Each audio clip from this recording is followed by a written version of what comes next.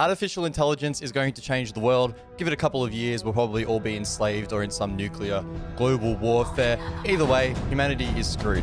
Until then, it's time to milk it for some content. Now, it shouldn't really be any surprise, but I suck at Rainbow Six Siege. This channel definitely takes the mantra of do as I say, not do as I do. I've been playing the game for 7 years. I still haven't really gotten that great, but I think I may have worked out how to improve. Now, of course, I could spend time watching high quality YouTube content. I could read articles, or I could cheat and use Bing search. Recently, Bing has slept with ChatGPT. They've hooked themselves into the internet, and now our AI overlords can basically dictate our every move. Bing now operates much more like a chat. You have a conversation with Bing. You don't just put in a search and get links like the traditional Google format. It's a little bit creepy, but it is very, very useful. And today, I am going to be asking Bing how to get better at Rainbow Six Siege. And I'm going to rate these suggestions on a scale of Grimm's Gadget all the way to the Betafire skin. Without further ado, let's jump into the video. Getting started with the new Bing chat feature is pretty simple. Firstly, you need to shred yourself of all dignity and go back to Microsoft Edge. It only works on that browser. And when you're inside of Bing, you just need to click on chat. This brings up this big window, a little bit of an introduction as to what it is capable of. It's your AI-powered answer engine. Ooh, spooky. So it's as simple as us going into the search box and we are going to type in the following prompt. I suck at Rainbow Six Siege.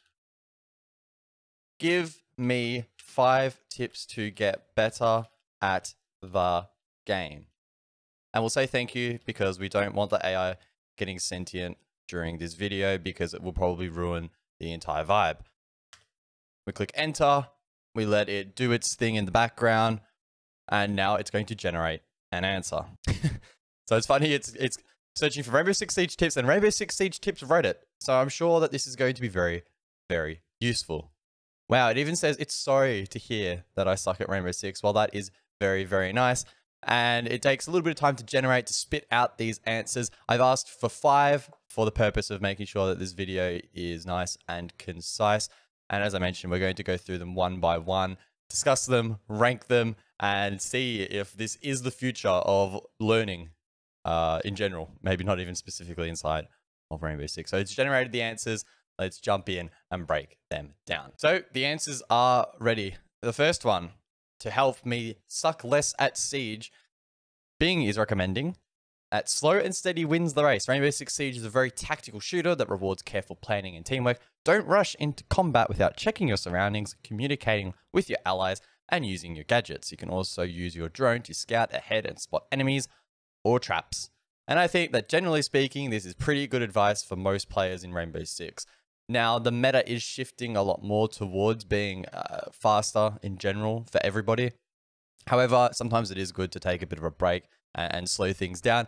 Generally, that's what I try and do. Probably to the other extreme, probably too much.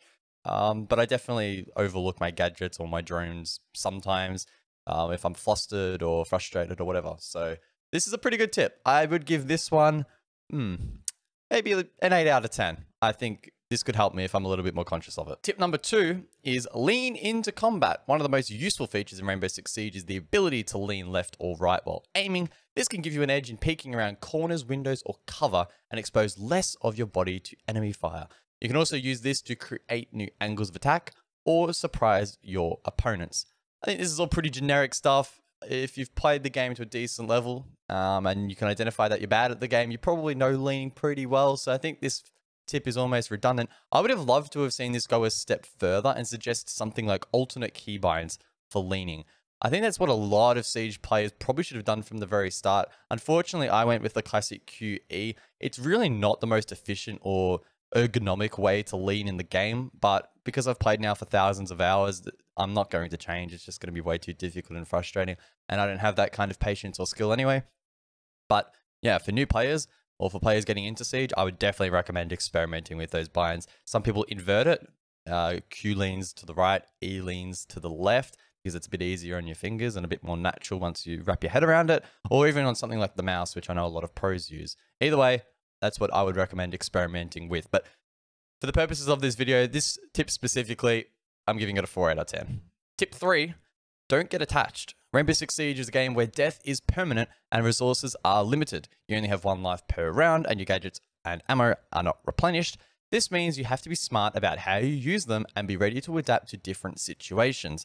Don't be afraid to switch operators, weapons, or strategies if something is not working for you. Don't get attached. I think that's a pretty good tip, but not really for the reasons listed by the bot here. At least in my personal situation, I tend to get way too overly attached to things like my rank and my stats. I care way too much about that nerdy stuff than things like switching operators and weapons and whatnot and adjusting to the meta. I have absolutely no issues with that.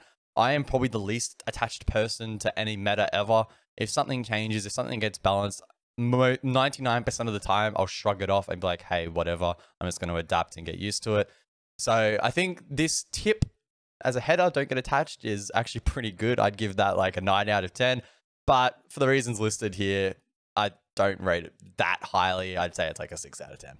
All right, on to the next tip, and the environment breaks for a reason. Rainbow Six Siege has a very destructible environment that can be used to your advantage or disadvantage. You can use explosives, bullets, or melee attacks to create holes in walls, floors, or ceilings, and use them to access new areas, create new lines of sight, or surprise your enemy.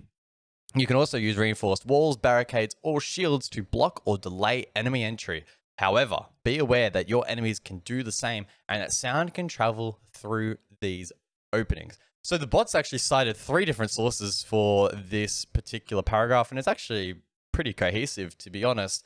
However, it's probably not that useful for someone who even has a little bit of experience in Siege. I think once you play like 20 hours, you get a pretty good vibe for how critical destructibility is important to the game. Sometimes I do think even myself may not utilize it as much as possible, and I think the biggest skill gap in terms of using destructible parts of the map, generally speaking, is probably verticality. There's a lot of sites where newer players or even players that are on the tilt or whatever fail to use vertical to its fullest advantage to flush out players and to pressure defenders down below. That works both ways as well. You're on defense, you can pressure attackers that way as well. So I think this tip is okay. It's a little bit mid. I'd give it like a 5 out of 10. And finally, watch your corners.